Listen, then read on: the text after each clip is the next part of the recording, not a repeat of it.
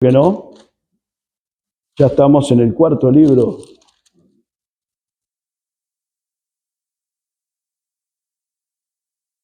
de la Santa Biblia. Los primeros 5 libros, como ya dijimos, al comienzo, fueron escritos por Moisés, son libros de la ley, se les llama también Pentateuco, y el libro de Números posiblemente se llame así por los 2 censos que hay en el libro de Números. En el capítulo 1, en el capítulo 1 hasta el capítulo 4 hay un censo ahí de población. Después en el capítulo 26 hay otro censo más. El autor, como ya lo mencioné anteriormente, Moisés, ¿qué dice el Nuevo Testamento o que explica el Nuevo Testamento de Números? Bueno, hay un pasaje en Romanos, capítulo 11, verso 22, que dice o nos recuerda la severidad de Dios. Y recuerda también la nueva generación y ve la bondad de Dios, protegiendo justamente y preservando y proveyendo para ellos hasta que Canaán fue poseída. No nos olvidemos que ellos iban camino a la tierra prometida, camino a Canaán. Pero hubo una generación que pereció en el desierto, ¿verdad? Solo dos personas tuvieron la posibilidad de esa generación entrar en la tierra prometida, que fue Josué y Caleb. Josué y Caleb. Otras lecciones importantes que encontramos acá en el libro de Números es la incredulidad, ¿verdad?, que hay en el pueblo, que es el pecado, digamos, mortal acá, según lo que encontramos acá en Números. Dice en Hebreos capítulo 3, verso 12 y verso 19, al respecto de esto, dice: mirad, hermanos, que no haya en ninguno de vosotros corazón malo de incredulidad. Y hay una advertencia en 1 Corintios, capítulo 10, verso 1 al 12, dice: así que el que piensa estar firme, mire que no caiga. ¿Cuál es el trasfondo histórico acá en el libro de Números? Bueno, como ya lo mencioné, el censo, que fue tomado debido a la necesidad de organización, y reveló el número de 603.550 hombres adultos mayores de 20 años. La población dice que rondaría fácilmente en los 2 millones de pobladores. De ahí en el libro de Números, como ya lo vimos en Génesis, en Éxodo y en Levítico, figurativamente o de una manera ilustrativa, podemos encontrar a Cristo. ¿Verdad que hemos hablado mucho de las figuras, de los tipos? Bueno, acá también hay figuras, hay tipos, hay ilustraciones que nos muestran a Cristo. Cristo es visto en el incidente de la serpiente de bronce, que posiblemente lleguemos hoy, ¿verdad? Moisés hizo una serpiente de bronce y la levantó en un asta. Eso está en el capítulo 21 de Números. Para que las víctimas de las mordeduras de las serpientes la miraran y fueran sanadas. Bueno, Jesús en el Nuevo Testamento, en Juan capítulo 3, verso 14, citó justamente este incidente, el cual apuntaba a él mismo.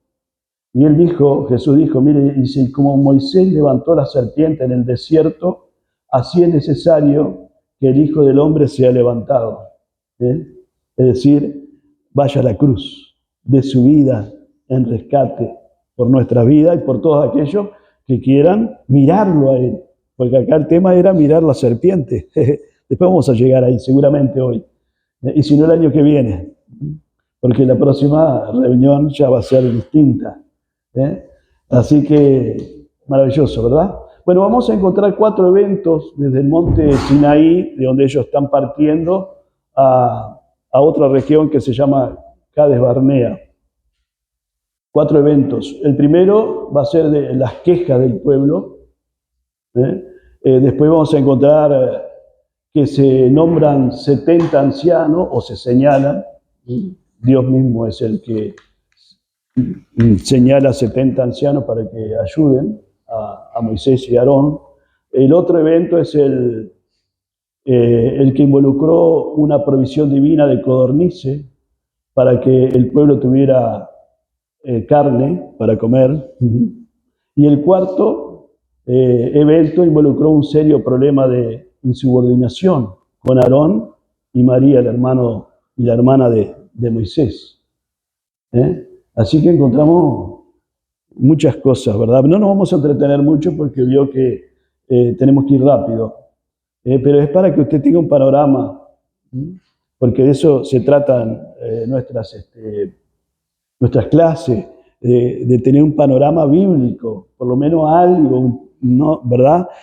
Tal vez más adelante podamos ir profundizando un poquito en algunos de estos temas, pero ahora, si profundizamos mucho, nos frenamos, nos paramos y no avanzamos, ¿verdad? Y la idea es ir avanzando, y que a la vez también se haga ameno a nosotros, ¿verdad? Y nos entusiasmemos para nosotros mismos, por nosotros mismos, escudriñemos, ¿verdad? Es decir, leamos la palabra y nos preguntemos y le preguntemos a la palabra qué quiere decir eso. Y ya cuando tenemos un panorama más o menos, ¿verdad? Ya empezamos a entender siempre un poquito más, ¿verdad? Así, y otro de los temas importantes es que la palabra se explica por la misma palabra. La Biblia se explica por la misma Biblia. Cuando vamos leyendo, ¿verdad? La misma Biblia nos va llevando a otros textos paralelos para que vayamos también comprendiendo de qué está hablando. Qué lindo, ¿verdad? Que es la palabra del Señor. Así que el primer evento es las quejas del pueblo. Después, mire, solamente después de haber andado 3 días de camino. Y bueno, el tema era que no estaban preparados para el viaje al desierto. Y Dios los castigó con fuego, consumiendo un extremo del campamento hasta que Moisés tuvo que interceder por ellos. Esto está en el capítulo 10 de Número, verso 33. 10:33 de Número, dice: así partieron del monte de Jehová, camino de 3 días, del monte Sinaí. Dice: y el arca del pacto de Jehová fue delante de ellos, camino de 3 días, buscándoles lugar de descanso. Y la nube de Jehová iba sobre ellos de día y desde que salieron del campamento. Cuando el arca se movía, Moisés decía: levántate, oh Jehová, y sean dispersos tus enemigos, y huyan de tu presencia los que te aborrecen. Y cuando ella se detenía, decía: vuelve, oh Jehová, a los millares de Israel. Verso 1 del capítulo 11. Aconteció que el pueblo se quejó a oídos de Jehová, y lo oyó Jehová, y ardió su ira, y se encendió en ellos fuego de Jehová y consumió uno de los extremos del campamento. Entonces el pueblo clamó a Moisés, y Moisés oró a Jehová, y el fuego se extinguió, y llamó a aquel lugar Tabera, porque el fuego de Jehová se encendió en ellos. Muchas cosas encontramos en este texto, pero no nos vamos a entender, no nos vamos a entretener, perdón. Primero, bueno, la partida de ellos del monte, el arca, que simbólicamente representa también la presencia del Señor que iba delante, la nube de Jehová que iba sobre ellos, esa nube también que habla de la presencia del Señor que los iba protegiendo, del sol, porque no nos olvidemos que ellos iban por el desierto, caminando. Y bueno, el verso 35 dice: cuando el arca se movía, Moisés decía: levántate, oh Jehová, y sean dispersos nuestros enemigos. Qué tremendo, ¿no? Que la presencia del Señor iba abriendo camino. La presencia del Señor siempre va abriendo camino también para nosotros hoy, ¿verdad? Y el verso 1 del capítulo 11 dice, aconteció que el pueblo se quejó y bueno, no lo miramos el texto para censurarlo porque ya vimos que la palabra de Dios nos advierte a nosotros también, ¿verdad? Dice que el que está en pie, mire que no caiga. Decía el texto que leíamos de 1 Corintios, ¿no? Que el que piensa estar firme, mire que no caiga. Pero en realidad, ¿verdad? Lo que estaba pasando entonces que se quejaban, eran incrédulos. Otro de lo que vemos en el texto es que Dios escuchaba, dice, llegó a oídos de Jehová. Dios siempre oye cuando oramos, cuando clamamos, pero también oye si nos quejamos. Qué tremendo, ¿no? Gracias a Dios que hoy el Señor no opera como en aquella oportunidad, como en aquellos tiempos, ¿verdad? Gracias a Dios que hoy vivimos en el tiempo de la gracia, hermanos, ¿verdad? Pero en aquel tiempo no nos olvidemos que el pueblo vivía en otra época, en el tiempo de la ley. Y dice la palabra de Dios que Dios se encendió en ellos fuego de Jehová y consumió uno de los extremos del campamento. Después vemos otro evento que vemos es los 70 ancianos que fueron señalados. Esto está en el capítulo 11, verso 4, acá mismo, al 30. Señalados para ayudar a Moisés con las cargas del pueblo. Esto lo comparamos con Éxodo 18, que ya lo vimos, ¿se acuerda? Éxodo 18, verso 13 al 27.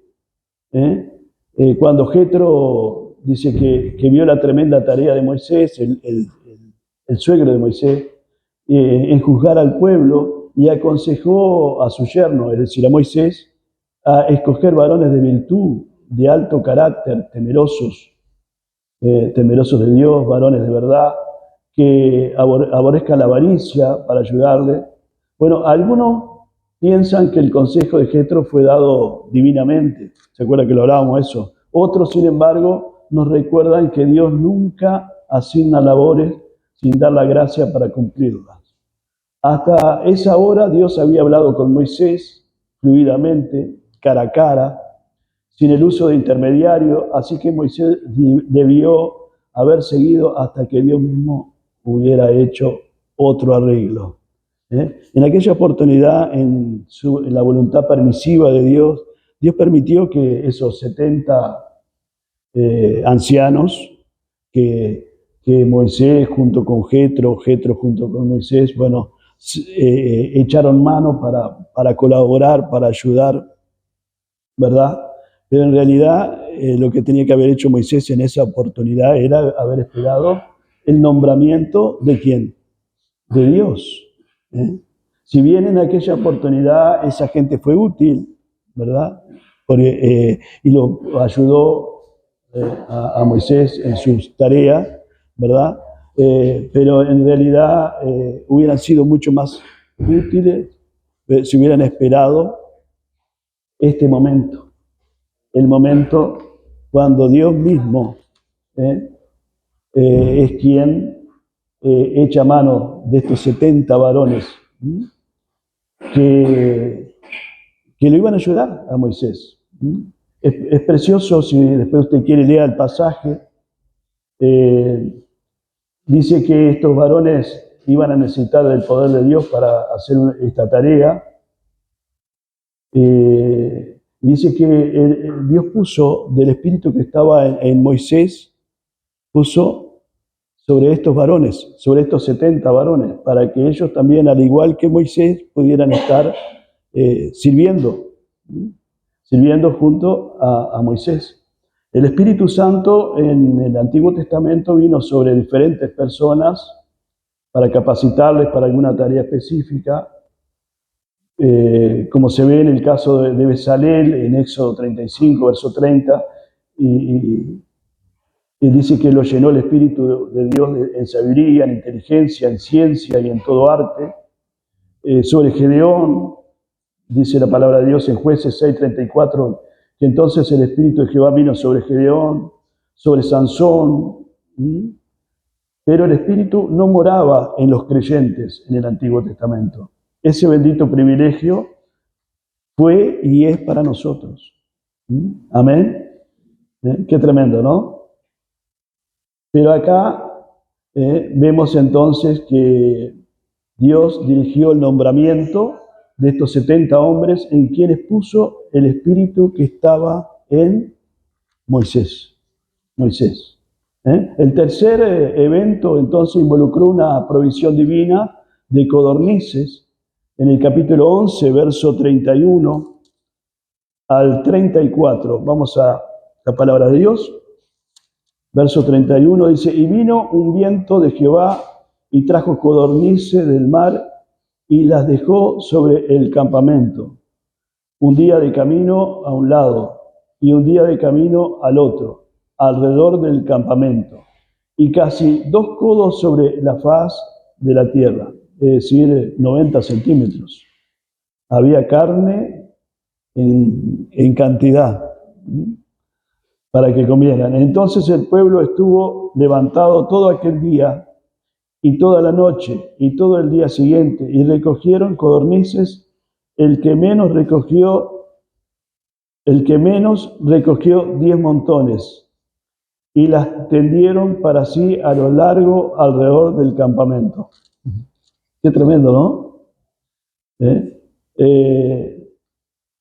Dios envió codornices para que el pueblo tuviera carne. Se habían estado quejando acá otra vez, como la primera vez que leíamos hace unos minutos. Así que Dios les envió suficientes codornices para un mes. Como Dios dijo, se les saldrán por las narices. Dice el verso 20 del capítulo 11. Dice, sino hasta un mes entero, hasta que os salgan por las narices. Las codornices, la carne. Qué tremendo, ¿no? Eso es mucha carne. Y un cuarto evento involucró un serio problema de insubordinación, como decíamos, con Aarón y María, el hermano y la hermana de Moisés. Esto está en el capítulo 12.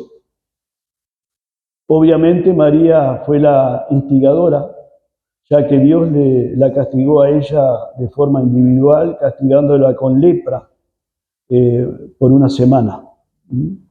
Ella declaró que el problema era que Moisés no debía haberse casado con una mujer cusita. Aparentemente, Séfora, la mujer de Moisés, había muerto y Moisés se volvió a casar.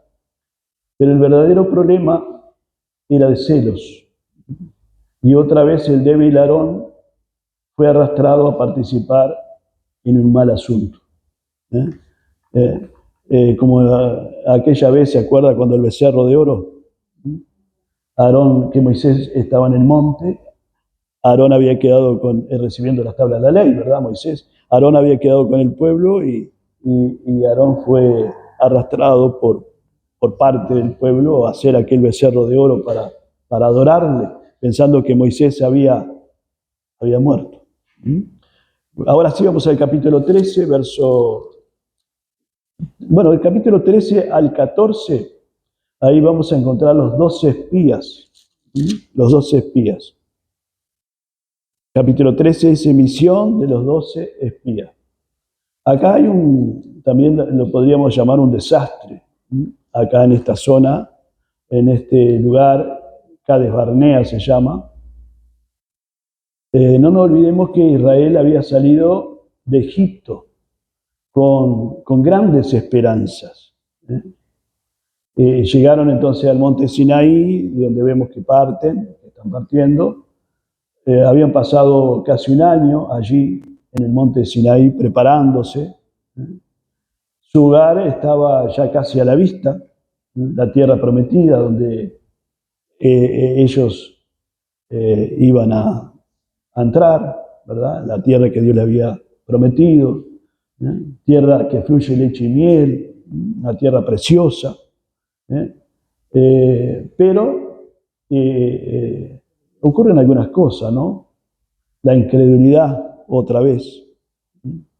Uno de los males peores es la incredulidad, la falta de fe, ¿verdad? Porque cuando hablamos de incredulidad estamos hablando de falta de fe, ¿verdad? Que destruyó todo lo anterior, todo eso que ellos tenían, esa añoranza, esa esperanza, esa preparación que habían tenido allí en el monte Sinaí, ¿verdad? Bueno, la incredulidad, esa falta de fe, destruyó todo eso que ellos habían atesorado en su corazón. Y ahí vamos a ver que algunos de ellos mueren en el intento de luchar contra los amalecitas, contra gente que les va a hacer la guerra, y van a luchar justamente sin la bendición de Dios, y por eso es que les va mal. Otros mueren directamente por el juicio de Dios, como en el capítulo 16, acá verso 31, en la rebelión de Coré, verso 31 y verso 32, y verso 35, ¿verdad? O mueren por una plaga, como en el verso 49.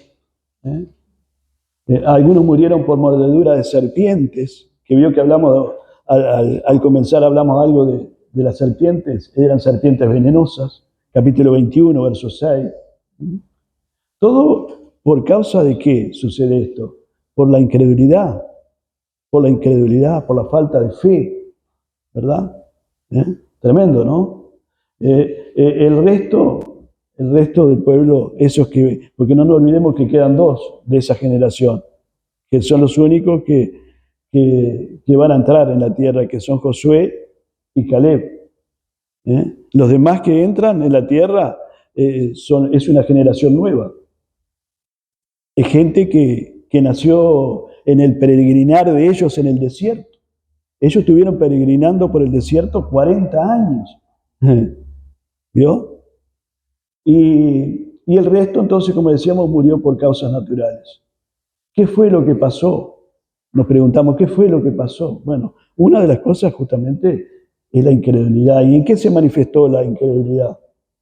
Y vamos a verlo. Miren, los 12 espías, porque fueron 12, estaban de acuerdo en que Canaán, la tierra prometida, era una tierra en la que fluía leche y miel. Una tierra que fluye leche y miel. Y que habían grandes enemigos que residían allí. Los 12 estaban de acuerdo en eso. El desacuerdo fue que 10 espías dijeron, no podemos tomar la tierra. Los enemigos son muy grandes. Y los otros 2 espías, que ya los mencioné, Josué y Caleb, dijeron, los enemigos son muy grandes, pero Dios es más grande y Él nos dará la victoria. Qué tremendo, ¿no?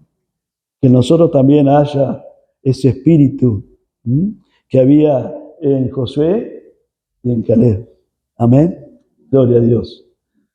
Por eso fue que Dios castigó la rebelión de incredulidad de Israel. Y la castigó, ¿sabe con qué? Como ya lo mencioné al pasar, con 40 años vagando en el desierto, hasta que toda la gente mayor de 20 años murió. Los espías, ¿sabe cuánto pasaron recorriendo la tierra? 40 días, viendo Canaán, la tierra de la promesa. Así que cada día de incredulidad sería castigado, ¿sabe con qué? Con un año vagando en el desierto. Y usted me dice, en resumen, hermano, ¿qué tenían que haber hecho? Tenían que haber ido de una nomás. Pero no estaba bien que, usted dice, no estaba bien, hermano, que ellos hubieran ido a ver la tierra,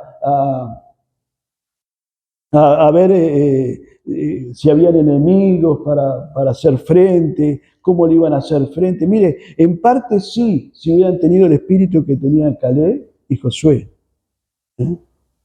Pero si eso iba a ser motivo para decir no podemos, mejor era que hubieran entrado en fe, creyéndole a Dios, porque el Dios que los había llamado cuando estaban en los lomos de Abraham, allí en Ur de los Caldeos, cuando Dios llamó a Abraham, y le dijo, deja tu tierra y tu parentela, y ven en pos de mí, porque te voy a dar una tierra donde fluye leche y miel. Ese es el Dios que los sacó de Egipto con mano fuerte y poderosa. Ese mismo Dios que los sacó con mano fuerte y poderosa, que los llamó, que los sacó con mano fuerte y poderosa, ese mismo Dios lo iba a hacer entrar en victoria en esa tierra. Qué hermoso, ¿no? Que Dios nos ayude, hermano. Dios también nos llama a nosotros a poseer, lo que Dios ya nos ha entregado. Y usted dice, ¿qué nos ha entregado el Señor? La bendición. Dios quiere bendecirnos. Pero a veces nos estamos prohibiendo de la bendición porque decimos, ¿y será para mí eso? Claro, Dios quiere bendecirte. Dios quiere bendecir tu familia. Y no es, usted dice, ¿es bíblico? Claro que es bíblico. Dice la palabra de Dios que la bendición del Señor se derrama sobre los justos. ¿Sí? Dice la palabra de Dios que seremos salvos tú y tu casa. Es tiempo de creerle a Dios. Y por la fe empezar a dar gracias por la familia, por los seres queridos, que ya van a empezar a venir a los pies del Señor. Amén. Gloria a Dios. Así que Josué y Caleb entonces fueron exentos de este destino, ¿verdad? De quedar en el camino por haber dado un informe de fe. Y no solo por haber dado un informe de fe, por ser hombres de fe. Ahora cuando yo digo, en este caso digo hombres de fe porque eran dos hombres, pero las hermanas también pueden ser mujeres de fe. Todos tenemos que ser hombres y mujeres de fe. Gloria a Dios. Por otro lado, hermanos, de poco se sabe de los 38 años y medio de recorrido en el desierto, salvo un incidente importante que lo encontramos en el capítulo 16, que yo ya lo mencioné, donde dos rubenitas, o sea, dos integrantes de la tribu de Rubén, Datán y Abiram, y un levita, es decir, uno integrante de la tribu de los levitas, Coré, encabezaron una rebelión en contra de Moisés y Aarón. Eso está en el capítulo 16 al 17. ¿Verdad? Celos, ¿cuál era el problema? Era celos, ¿verdad? Y un problema de autoridad. No querían sujetarse a la autoridad de Moisés y Dios respondió rápidamente. Ahí dice la palabra de Dios que la tierra se abrió su boca y los tragó vivo a los tres juntos con su familia. Tremendo, ¿no? Es lo que dice la palabra de Dios. Ahora sí, entramos en el capítulo 21, versos 4 al 9, las serpientes de bronce. Las serpientes de bronce que mencionábamos hoy, ¿verdad? Bueno, la serpiente de bronce prescrita por Dios, fue Dios mismo el que le dijo a Moisés que hiciera una serpiente de bronce. Moisés no la hizo porque quiso, la hizo porque Dios le indicó. Apunta a la cruz de Cristo, es decir, al sacrificio de Cristo. ¿Entiendes? Amén. Divinamente señalada.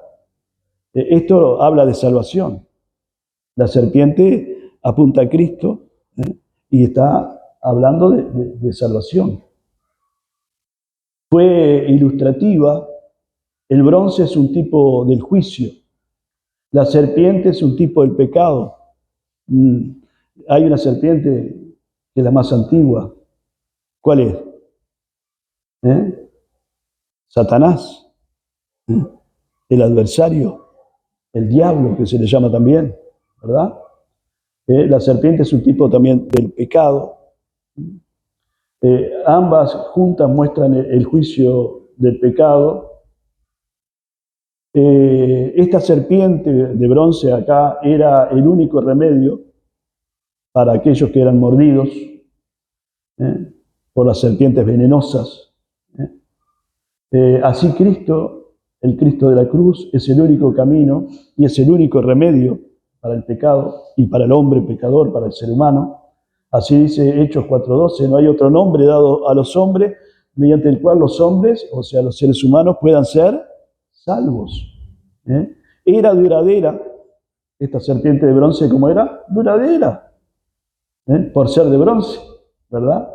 Solamente fue destruida, ¿sabe por qué? Muchos años después, porque se había convertido en un objeto supersticioso.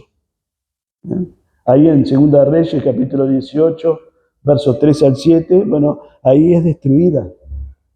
La destruyen, porque le habían hecho un objeto para adorar. ¿Vio que? Entonces la destruyeron. Era evidente, es decir, se podía ver, porque estaba erigida en lo alto, sobre un asta, en el centro del campamento estaba, en el centro de todo el pueblo, de todos los campamentos, ahí de toda la gente. Así también Cristo es levantado, hermano, y está a la misma distancia de cada uno de nosotros. Todos lo pueden ver a Cristo. La suficiencia que tenía la serpiente esta de bronce era absoluta, era útil donde quiera que un hombre fuera mordido, podía verla, podía mirarla. Era mordido en el campo o en la ciudad y de allí, si alcanzaba a verla, ya era suficiente.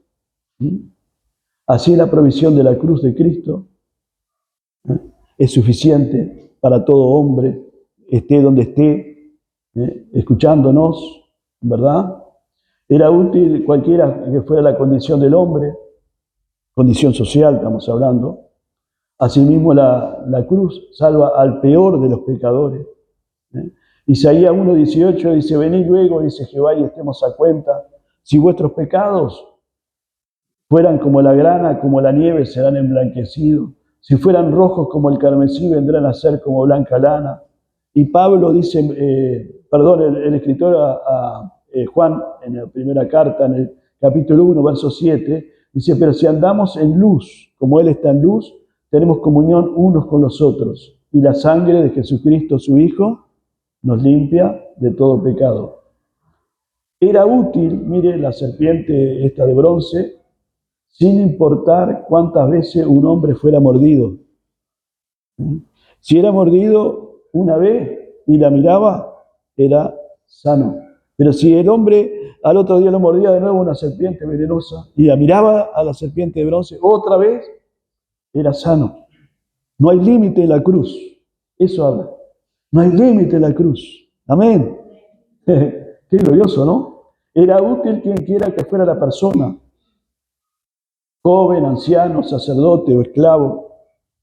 De la misma manera, hoy, ¿verdad? Hay una sola cruz para todos, un solo sacrificio. Cuando estoy hablando de la cruz, estoy hablando del sacrificio de Cristo. Para todos, para todos. Era infalible. No hay ningún indicio de ningún caso en el que hubiera fallado la serpiente de bronce. Si usted encuentra alguno, después me dice. Y alguno que miró la serpiente de bronce y se murió. No, todos los que fueron mordidos y miraron la serpiente de bronce fueron curados. La cruz tampoco falla nunca. ¿Me escuchó? El sacrificio de Cristo no falla nunca. Gloria a Dios. Su apropiación, hermanos. ¿Cómo se apropiaban?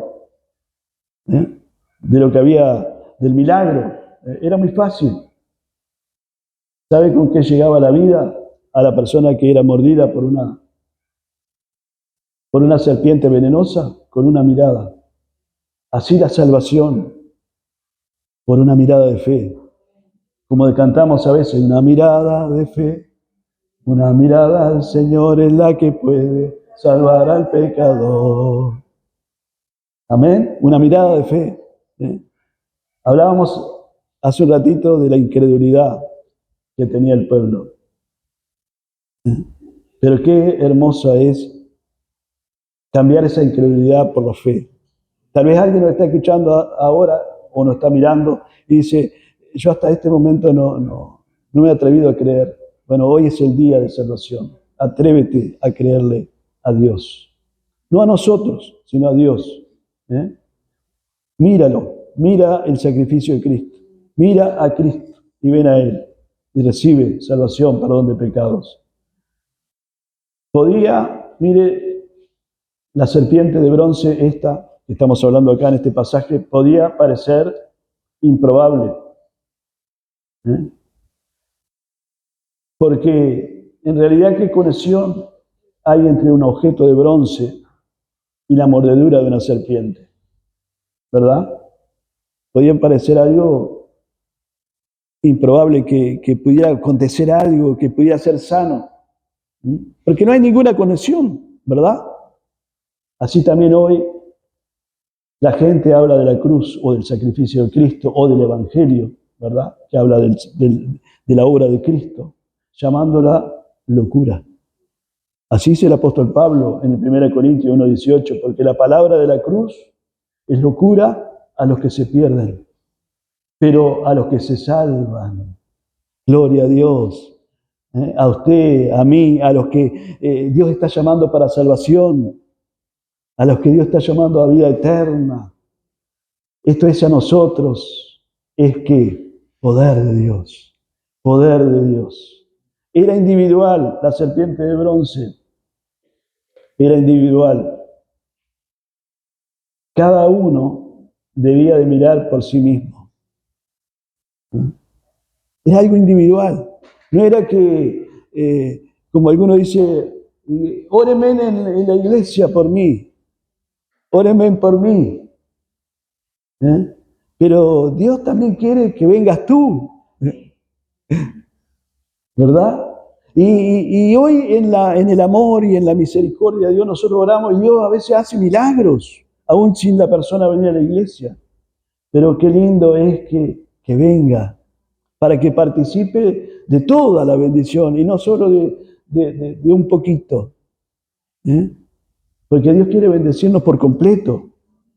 Gloria a Dios. Asimismo la cruz, hermano, debe ser apropiada individualmente. El sacrificio de Cristo, la obra de Cristo. Recibir a Cristo en su corazón como su único y suficiente Salvador es algo individual, es algo personal. Está bien, oramos, sí, por todos los que mandan pedir oración y creemos que Dios en su amor, en su misericordia los bendice por amor a usted, a mí, por amor a la iglesia, ¿verdad? Dios contesta la oración de la iglesia y bendice gente que a veces nunca viene a la iglesia. Pero qué hermoso sería que vinieran, porque en realidad el Señor no quiere bendecir esa vez, lo quiere bendecir siempre. Lo quiere bendecir todos los días. Gloria a Dios, ¿verdad? Gloria a Dios. Trajo la serpiente esa de bronce, trajo una cura instantánea a los moribundos israelitas. No era gradual o retrasada. ¿Me entiende? Instantánea. Así como lo miraban, eran sanos. Así la cruz, el sacrificio de Cristo, trae perdón y justificación inmediato, instantáneos. Al momento que la persona se arrepiente, instantáneamente es perdonado, es justificado. ¡Ah, gloria a Dios! Qué hermoso, ¿no? Qué hermoso. Este es el Cristo que yo predico, como dice la canción, y como decía Pablo también. Y no me canso de predicar. Porque Pablo decía, debemos de predicar a Cristo y a este ¿qué? Crucificado. Gloria a Dios. Es decir, él está hablando del sacrificio, no está diciendo que Cristo todavía está en la cruz. No. Cristo fue a la cruz, dio su vida por nosotros, fue al sepulcro, resucitó entre los muertos, y ascendió a los cielos y ahora está a la diestra del Padre intercediendo por nosotros. Amén. Pero predicamos la obra de Cristo. Predicamos lo que Cristo vino a hacer. Aleluya, que fue reconciliarnos con Dios. Qué lindo, ¿no? Y vamos a quedar por acá hoy. Nos va a quedar para las próximas clases, para cuando Dios nos permita si nos permite el año que viene, números 20. Números 20, y ya terminaríamos casi que el libro de números.